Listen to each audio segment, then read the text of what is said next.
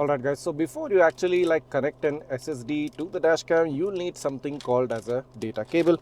So as you're seeing right now, it says 1.8 meter SSD Type-C data cable for A329. So this is a dedicated data cable built for the dash camera, and this is available for purchase as a separate accessory. You don't get this inside the box, you'll need to purchase this separately if you don't already have a data cable. But if you already have a Type-C to Type-C data cable, you shouldn't be getting this. So this is the data cable. Both ends you get a L-shaped connector, and you get to connect this to the dashcam and to the SSD for the super awesome external SSD storage. So here I have my Samsung SSD. This is the Samsung T7 Shield SSD. So this is compatible with the VIOFO A329. So here's the Type-C port of the T7 Shield. Let's connect one end of the data cable here.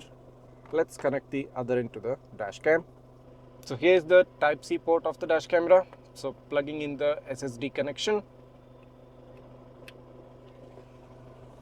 So as soon as you connect the SSD, you get this notification on the screen. It says save the videos to external SSD.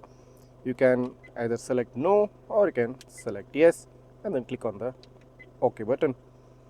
So as soon as you click on the OK, now the SSD is actively connected to the dash cam, and the video storage is currently happening directly on the SSD.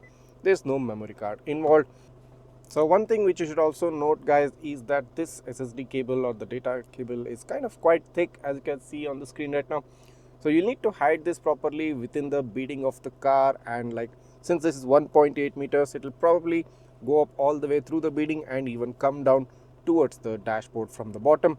So you need to make sure that you conceal this wire properly. So this will be an added extra work if you are connecting an SSD to the dash camera.